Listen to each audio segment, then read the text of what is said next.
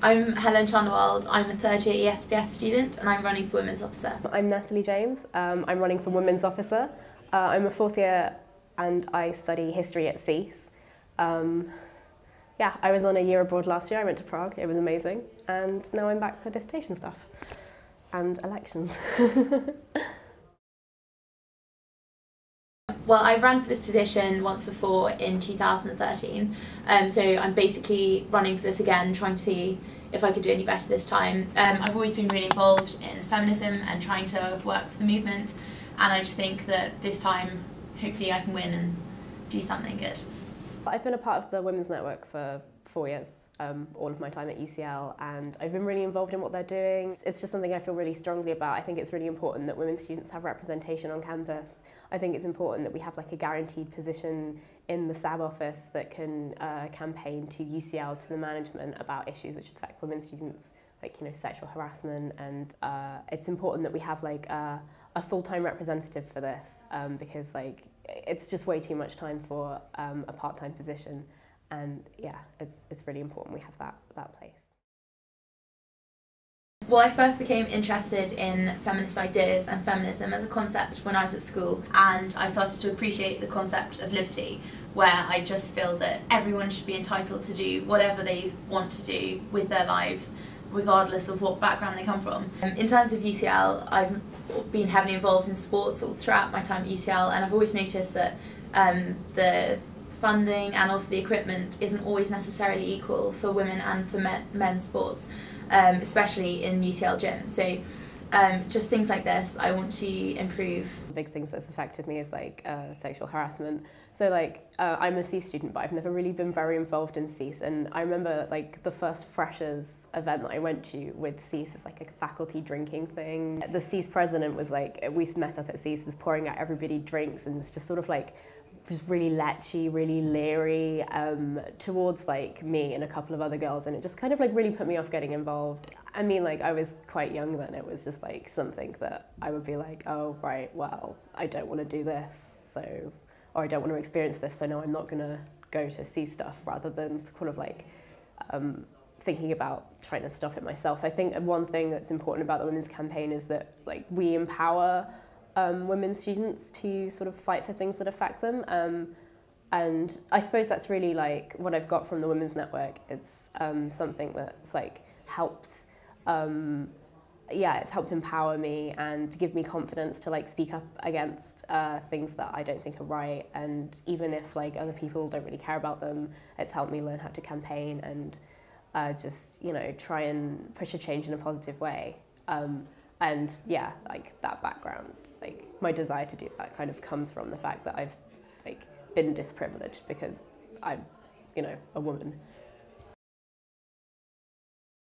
I've done loads of clubs and societies at UCL. I've done sports all the way throughout. I've rowed, I've played rugby, I've done debating, I've done union politics before, I've run for a position before. So I know UCLU and the election procedure fairly well.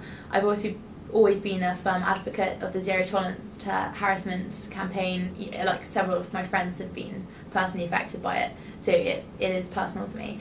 And also I helped to organise last year a women's symposium where we had 3 amazing guest speakers come to talk about breaking the glass ceiling, essentially.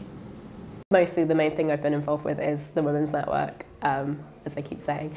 So yeah, I've been part of it since my first year. In my first year we held a campaign to make the union officially pro-choice. That was really fun, really cool. It was a really good way to get involved in stuff. And I was on committee in my second year. I'm on committee now, so I do all the Twitter stuff and publicity and make posters and all of that. I'm also on the committee for UC Opera, so I do social media for that. And yeah, it's pretty interesting. It's a bit of an esoteric thing. Like I'm not like massively into opera, but I just got into it. A couple of friends I know were involved, and they were looking for someone to do social media, and I thought I'd give it a go. So that's what I do, and yeah, I'm on Women's Network have set up a zine this year, and I'm quite heavily involved in that, and like the zero tolerance campaign and all of this stuff. as I've talked about before, I think that a lot more can be done for women's sports. I think that's a very easily addressable issue where we can see good results by the end of the year. I also think that women at UCL could have a lot more support in their careers specifically, and women staff who work at UCL, their pay could be looked at a lot more closely, and we can find out why female staff at UCL aren't paid as much as male staff. Obviously, like one of the big buzzwords at the moment is like lad culture, and like as I said before, you know, the kind of, you know, it's okay to like sexually harass other people, and that sort of aspects of lad culture. I think, you know, it can be very off-putting for some students, and I think it's important that we make campus a safe space where all students like feel that they are welcome to come, that they're safe to be there. So that's one thing I'd kind of like to help tackle by continuing the zero tolerance campaign, getting more people educated, getting more people involved. Another problem I think is just like general lack of representation of women at an institutional level. Like